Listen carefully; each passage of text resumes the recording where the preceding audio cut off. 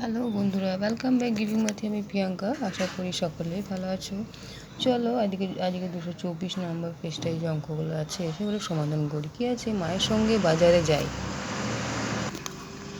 নবগ্রাম তেঁতুলতলায় হাসিনা বিবির ফলের দোকান। প্রতিদিন আমি মায়ের সঙ্গে ফল কিনি। আজ কমলালেবু কিনবো, তাই হাসিনা বিবি একটি কমলালেবুর পেটি খুললেন। পেটি নিশ্চয়ই দেখেছো, এই ফলের যে পেটিগুলো দেখাচ্ছে তোমরা আশা করি বাজারে নিশ্চয়ই দেখেছো ফলের পেটি কেমন হয়।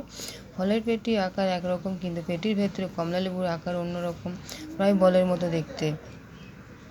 4টি কমলালেবু কিনে আমি মায়ের সঙ্গে মিষ্টি দোকানে গেলাম। এখানে বিভিন্ন রকমের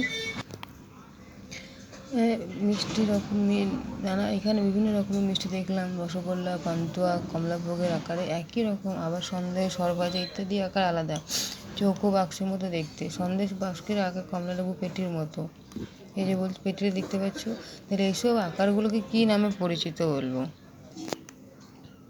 এই যে আকারগুলো আছে কি, সন্দেশ বাস্কের মতো জিনিসের আকারের নাম হচ্ছে আয়তঘন, আর বলের মতো জিনিসগুলোর নাম হচ্ছে গোলক।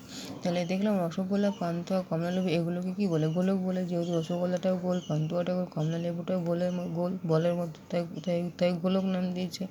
কিন্তু কমলালেবুর পেটির বাক্সের আকার কিন্তু আয়তঘন। পেটি কেমন হয় আশা করি জানো, দেখেছো। তাহলে কীভাবে আয়তঘন হবে, গোল হবে না? মিষ্টি কেনার পর মা কাঁচা আমের আনাজ কিনলো। কাঁচা আনাজের বাজারে গোলক আকারে পাতিলেবু, আলু, টমেটো দেখলাম। মানে গোলক আকারে বলেছে। গোলক আকারে তুমি কী কী জিনিস, অনেক কিছুই দেখতে পাবে। আলু বলো, পটল, টমেটো বলো, এবং আরও অনেক কিছুই আছে যেগুলো তোমাদের নিজের চোখের নজরে পড়বে, যেগুলো গোল হয়, গোলক আকারের হয়।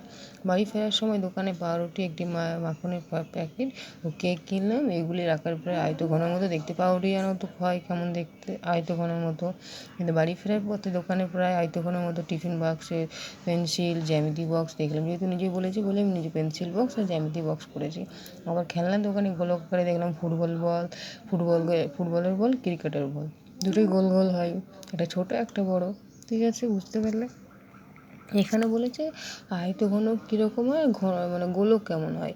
আয়তঘন হবে তোমার যে পেটির বক্সে, যে কমলালেবু পেটির বক্স ছিল ওইরকম। আর গোলক বলতে এই যে কমলালেবু যে গোল বল হবে, কমলালেবু হবে, আপেল হবে, যে গোল, সেগুলো হবে গোলকের আকারে হবে। ঠিক আছে, বুঝতে পারলে?